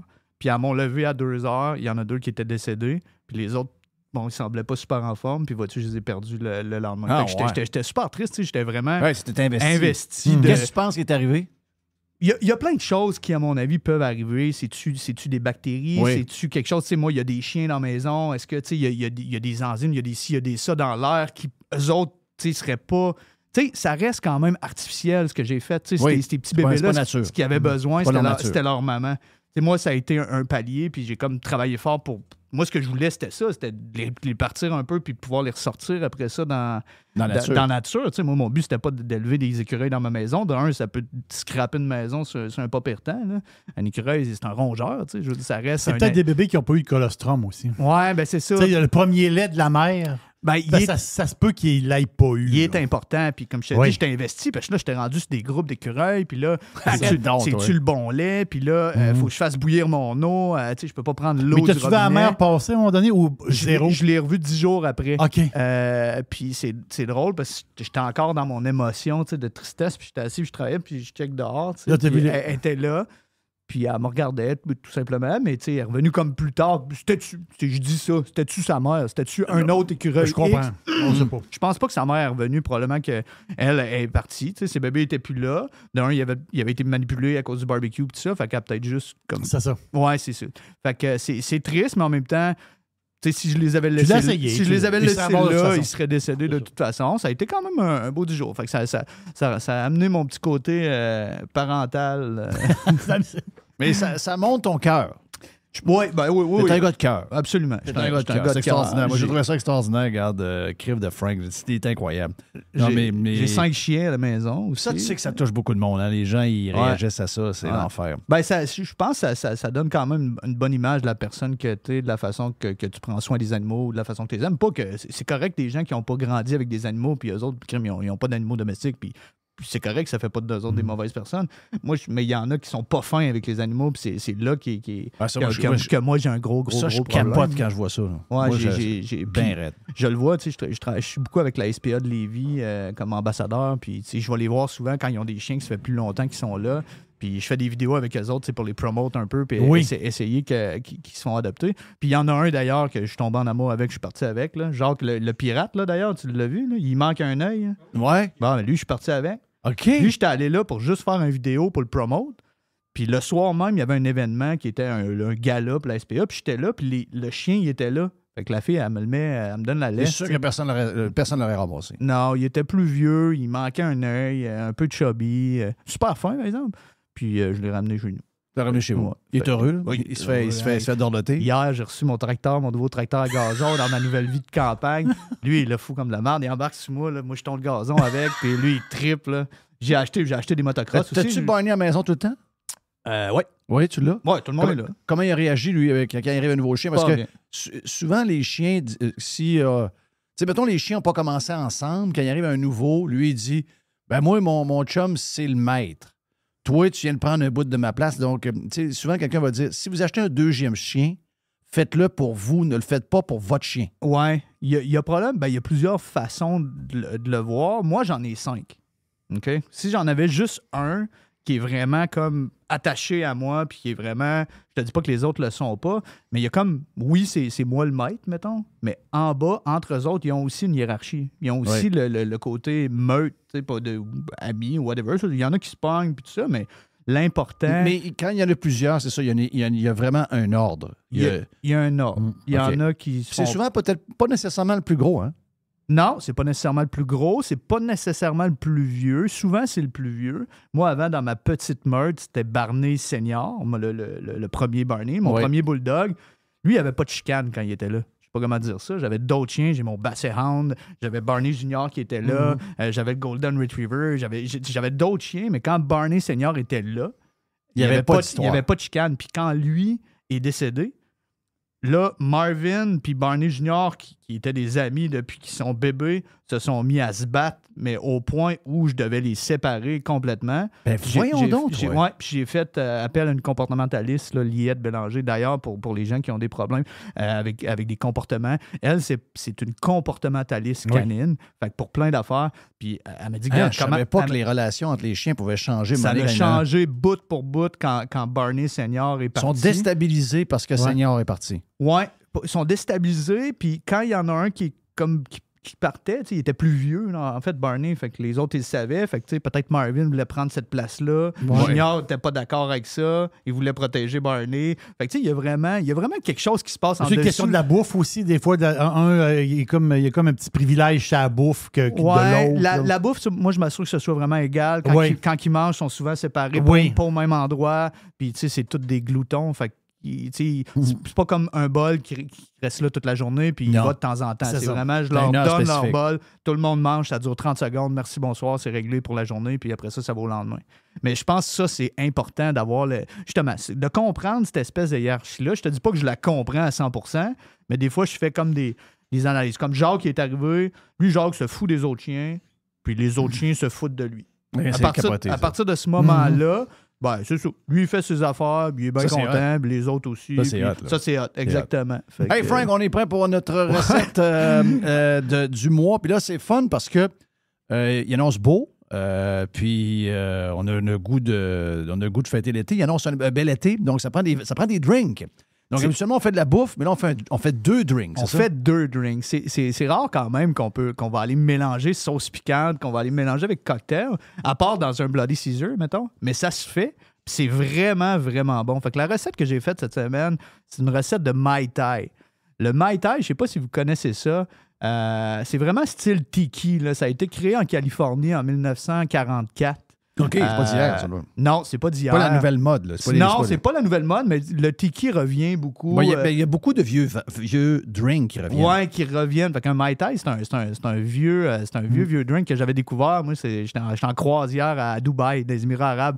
Puis le monsieur à côté de moi buvait ça, puis ça avait tellement l'air bon que j'ai dit, qu'est-ce que vous buvez là? Puis il dit un Mai Tai, puis j'ai bu ça. J'ai bu beaucoup de Mai Tai. Hein. Ça, ce sera un autre sujet, mais ce qui va là-dedans, puisque le Mai Tai, on est sur le rhum, tandis que l'autre, c'est très populaire, c'est quoi? C'est Tequila Sunrise, avec un jus d'orange, justement. Oui, exact, il y a aussi du jus d'orange, mais celui-là va vraiment aller plus vers le rhum.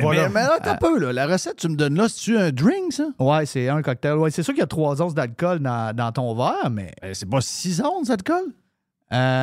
J'ai 2 onces de rhum blanc, 2 onces de rhum brun. OK, ça, c'est pour 2. Ça, c'est pour 2 cocktails. C'est beau. Ouais, là, je me disais, tabarnak, ça va être chaud, là. Non, ça, je l'ai fait pour 2 cocktails. Mais en fait, divise-les en 2, c'est ça.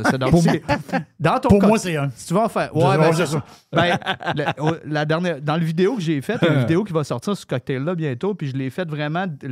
ton verre, c'est dans l'ananas. Fait que j'ai comme creusé l'ananas. Je l'ai foulé de glace. Puis là, je l'ai fait en version double. Mais un double, ça fait 6 onces. Fait que c'est sûr que ça dépend c'est quoi ton plan d'après-midi.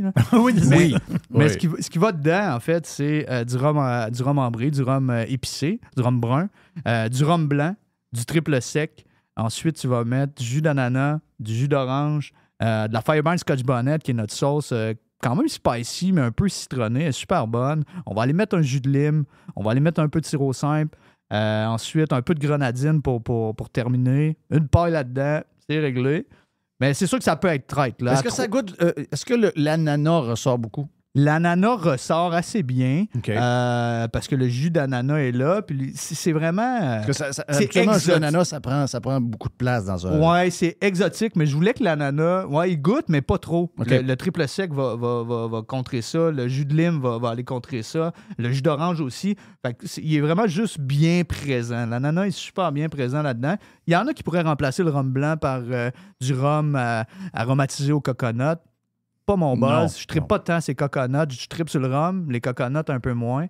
Fait que c'est pour ça que j'ai pris le rhum blanc. Mais le classique, il peut se faire en différentes versions, ce cocktail-là. Mais de cette façon-là, il est vraiment impeccable. Je l'ai testé plusieurs. Est-ce que la recette qu'il y a sur le site, donc si je fais un verre, c'est tout est divisé en 2, là?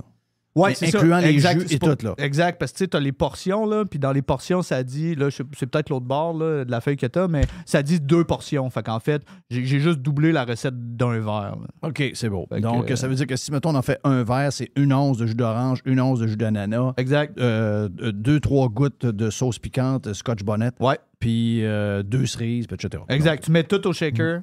OK. Tu brasses ça un peu. Après ça, tu foules ton verre de glace, tu verses ça là-dedans.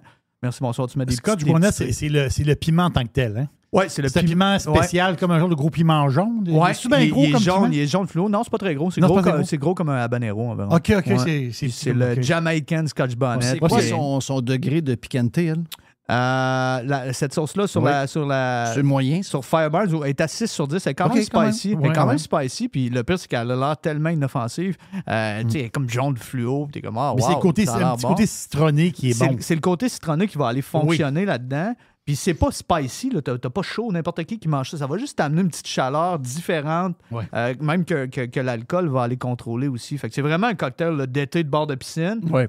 Mais c'est ça peut être traite parce qu'à 3 onces Ben. par verre, c'est sûr que si t'en Vas-y doucement. prends 7-8, il y a des chances que Parce t'ailles que mal quand à la c'est tête le bon, lendemain c'est matin. quand c'est bon puis que c'est glacé, on a tendance à boire vite. Oui, absolument. T'sais. Puis ça goûte le jus de fruits. Tu sais, C'est ça. ça goûte tropical, ça goûte... C'est un drink pour prendre dans le spa, Ouais. Jeff. Oh! Ouais, un bon drink de spa.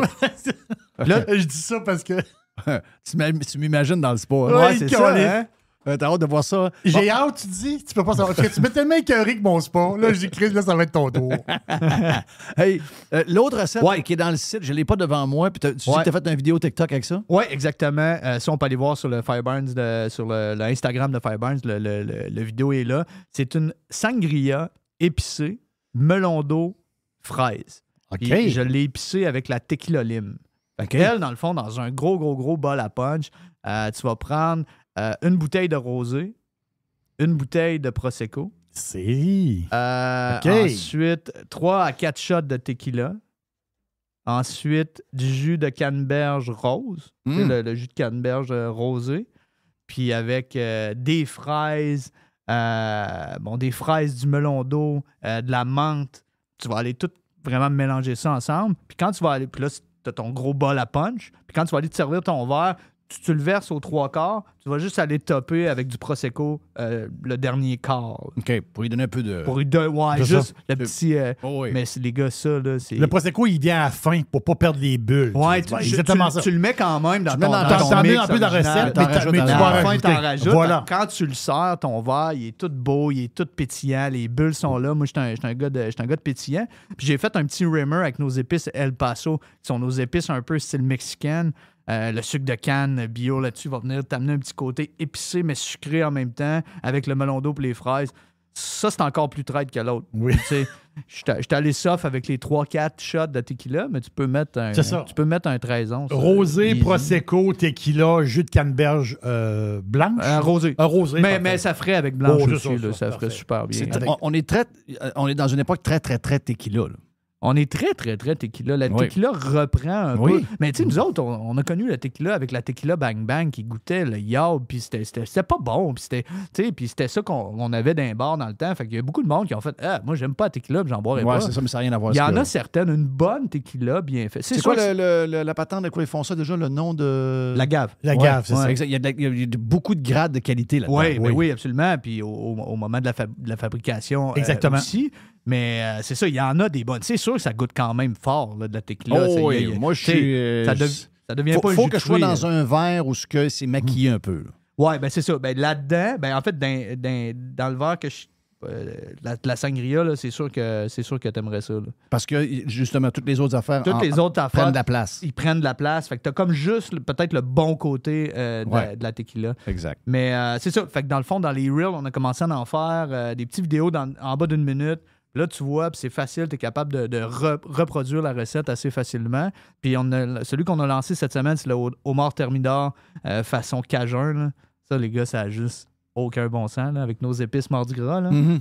Wow. C'est ce que j'ai utilisé hier pour mon porc. Ouais, ben tu regarderas le petit reel de homard thermidor, tu vois. Il est super- T'étais très homard cette semaine. Là. J'ai vu ça. J'étais assez homard. Oui. Ben ça, justement, la photo que tu as vue, c'était la Tu photo. m'as C'était surpris le quand tu m'as tournage.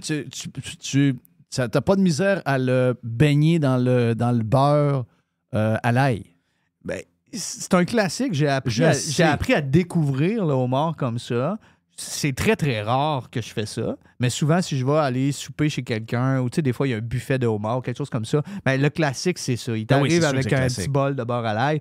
Puis moi, je rajoute tout le temps de la sauce piquante dans mon beurre à l'ail. Fait que Oui. c'est quand même... c'est pas mauvais, mais c'est sûr que tu perds énormément le goût du homard. du homard. Tu sais, un bon vieux lobster roll. Puis en là. vieillissant, ben, on a une petite réaction de foie un peu plus. Peut-être que tu es encore jeune, là, mais sais, le beurre veut pas. Ouais, il y en a qui en trop mettent, de là. beurre. Tu sais. Ouais. Ah ouais, on y va, puis ça coule, là. Ouais, je suis un gars de beurre, puis tu sais, moi, ce que j'aime le plus, c'est les déjeuners, puis je mange de la sauce hollandaise tout le temps. Fait que du beurre, il y en a en masse là-dedans. Fait qu'à date, je suis pas pire au niveau du beurre. 4,98 la semaine passée, Super C. Cette semaine, 4,88 chez Maxi. Le beurre? Oui. Hey, c'est pas cher, ça, Ben, tu sais, il faut le dire, là, parce que... Ben oui, non, mais tu fais bien de le dire, parce que... C'est pour les gens qui prennent beaucoup de beurre, faire des recettes, soit des pâtisseries, des patentes de même, là... ça se congèle, ça? Ben oui, ça se congèle très bien. C'est ça. Ben oui, très bien. Tu Let's peux t'en garder 10-12 dans le... C'est pas drôle, hein? Ouais. On pense que du beurre à 5$ la livre, c'est pas cher. Hey, puis on s'en parle, puis on est heureux. Quelle époque de merde. Quelle époque de merde. Hey, le beurre, t'en rabais. Oui. Mais pour la fête des pères, il y a un deal. Oui, pour la fête des pères, il y a un deal. C'est le kit promo de la fête des pères. En fait, ce qui est le fun, c'est notre kit du président. Oui. Ensemble de barbecue, ensemble d'épices, puis ensemble des couverts de sauce piquante. On a ajouté 2 items qui sont vraiment nice, dont le tablier. Voilà. Le tablier Fireburns puis la casquette Fireburns sont noirs. Fait que c'est un beau kit. Là. Si ton papa cuisine ou même pour toi-même, parce que c'est un vrai bon 110 deal. 110$, taxes incluses, livraison gratuite. On va te dire que là, le code pirate ne fonctionne pas là-dessus, étant donné qu'il était à 150 puis on a déjà enlevé 40$. Fait qu'on ne pouvait pas enlever un autre 15%. Bon, il faut qu'il en reste. Non, c'est ça. Mais sinon, c'est vraiment un bon deal. Puis je sais que les papas pirates vont triper. Puis même à moi de moi. Là. Ben oui, pourquoi pas. Ça se fait bien. À ce prix-là. Là. Thank you, Frank. Merci à vous. Toujours un plaisir de te voir, mon ami Frank. Yes. Regarde, la gang de Fireburns, ben, vous avez le code pirate pour le reste. Donc, si jamais vous préparez l'été, les barbecues, tout ça, ça vous prend vos sauces. J'ai mangé mes ribs de Saint-Louis en fin de semaine avec votre sauce à ribs. Oh yes. Toujours well balanced, comme on dit. Donc, là-dessus, n'oubliez pas d'encourager nos amis de Fireburns. Thank you, Jerry, pour la semaine. Yes. Merci à Mr. White pour la production. On s'en reparle lundi. Bon week-end. Il annonce beau.